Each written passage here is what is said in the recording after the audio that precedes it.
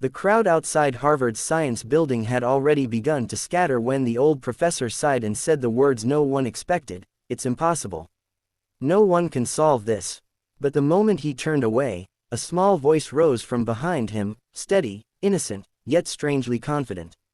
"I can try, if that's okay." Everyone turned. Standing there was a 9-year-old boy in a red hoodie, clutching a worn-out notebook to his chest, his breath visible in the chilly Boston air. His name was Liam, quiet, shy, the kind of kid who sat at the back of the class, unnoticed, except by his mother. She stood beside him now, her hands trembling, unsure whether to pull him back or push him forward. She had brought him here on a short trip to inspire him, not to put him in front of Harvard professors. But life had a strange way of creating moments when no one expected them. Minutes earlier, the professor had been explaining a century-old math puzzle, one that brilliant scholars, researchers, and even AI programs had attempted, yet failed to crack. He challenged the audience to try, half as a joke. Liam had listened quietly, each word lighting something inside him that no one around could see. Now the professor stared down at him, surprised but gentle. "This problem has defeated people much older and much smarter than you, son. I don't want you to feel embarrassed."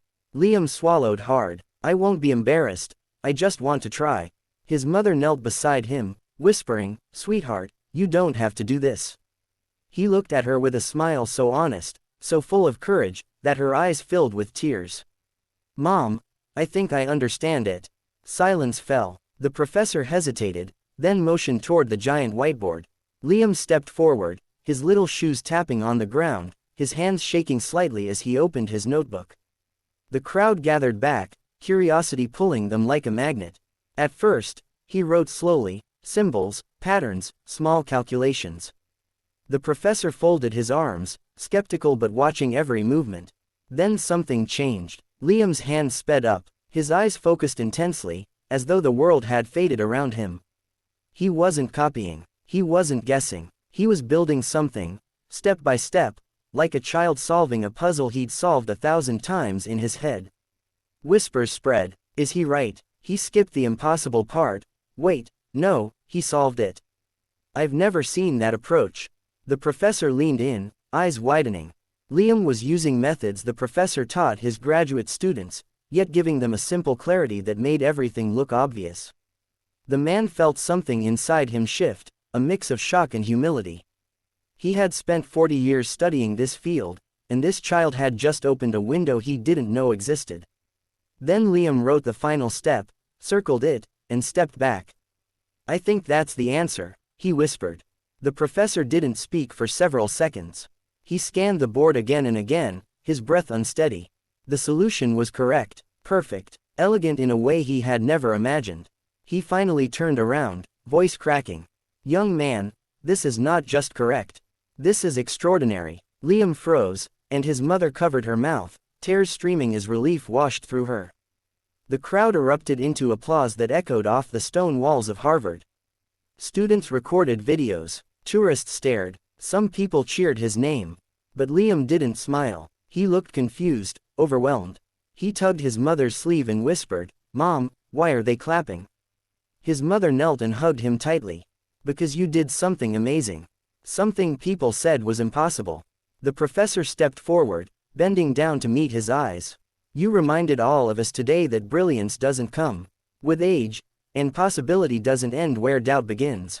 Liam didn't fully understand the weight of those words, but everyone around him did. The moment spread through the crowd, one of those rare moments that makes people believe again. In talent, in potential, in the quiet kids no one notices, in miracles disguised as ordinary children. As they walked away, Liam slipped his hand into his mother's.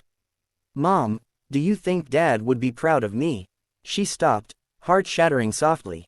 Liam's father had passed when he was just 6. He used to solve puzzles with Liam every night, telling him the world was full of patterns waiting to be discovered. She took a breath, wiping her tears before they fell to her cheeks. "Your dad would be the proudest man in the world." Liam smiled, looking up at the sky for a moment, as if sharing the victory with someone who wasn't there physically but lived in every brave step he took. The crowd behind them continued buzzing, the story already spreading across Harvard's campus. But for Liam, the real victory was simple. He had done something his father believed he could always do. And as the cold wind swept through the courtyard, carrying the echoes of applause, Liam whispered, "Mom, maybe nothing is impossible." He didn't say it loudly. But he didn't have to. Everyone who had witnessed the moment already believed it.